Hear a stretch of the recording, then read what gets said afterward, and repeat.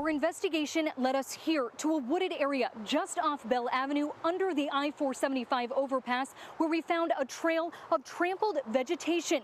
We followed it back deeper into the woods, where we discovered this, what looks like a human grave. It's long enough and certainly deep enough, too. Well, Don, Nick Line did not have much of a reaction, continuing to just stare straight forward at the judge as he announced that the state health director will stand trial. Robin says this time he couldn't get an image from the security app on his phone because it turns out the thieves damaged these electrical boxes, knocking out the power to the whole building. A very colorful welcome home for Palace this afternoon. These balloons have been up in front of her home, waiting for her to return since she went missing June 2nd. We missed you. The sound of laughter is back at the Edelins' home. I'm back home, everybody. Have fun.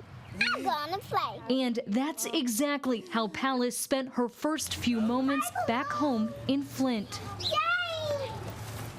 Give me a hug. I'm feeling good to be home with all my family and my balloons. The 5-year-old hasn't seen her dad or stepmom since they dropped her off with her biological mother, Fashana Skinner, on May 31st. The court-appointed visit was supposed to last just 2 days, but when the Edelins went to pick Palace up, she and Skinner were nowhere to be found. On Monday, police issued an endangered missing advisory for Palace. The main person we want to thank is God. Amen. Because he kept her safe all this time. We just kept our faith and it prevailed. Palace was located in Ypsilanti this morning. Skinner now behind bars on an unrelated warrant for her arrest. I was so happy, and I wanted to join my family. I never want to be treated like that again. I just grabbed her and started kissing her, and she just squeezed my neck so tight, and she said, I miss you, and I told her I missed her too. Palace is in good condition and didn't need medical attention. She was found wearing the same shirt she left in, but I'm told her pants were changed and her earrings are missing. She's been wearing those gold earrings with pink stones in them since she was a baby. Now I'm gonna have to try to find her a new pair of earrings. Dad says he's grateful that's the worst of it. That's the most important thing, is just keeping her healthy and happy. Amen. Thankfully, the driver is okay, but his car certainly is not. Imagine smashing into this at full speed, 55 miles per hour. They're standing up in the road just like this.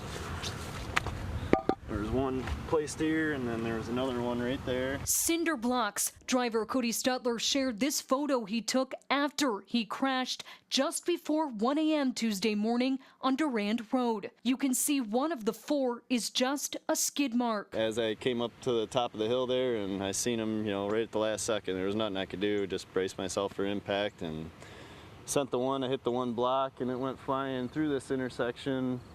I would say probably a good 50 feet or so at least. It couldn't have fallen out of somebody's car? No, yeah, there's no way they could have fell out of somebody. They were in a perfect straight line all the way across this road. Stutler immediately called his boss to tell him he wasn't making it to work. He moved the 3 other blocks to this ditch and then called police. My car wouldn't move after that. It completely crushed in my radiator, core support of my engine, and all my fluid and everything drained right out. Now he's without a car for about a month and looking at a bill of about $3,500 for the damage. More than likely, it could have been, a young kid. Us guys, we do a lot of stupid things when we're young, but I've never done nothing like that in my life, so I don't see the point in it. And somebody needs to come to their senses, and bring it to justice. Before he says someone else gets hurt. Who knows what could happen next and what it could have been. I mean, I'm lucky to be alive. This is the first incident like this state police have seen. They want to remind all drivers, if you see something in the middle of the road that you can't avoid, hit it. Don't swerve around it. In Shiawassee County, I'm Annpierret, ABC 12 News.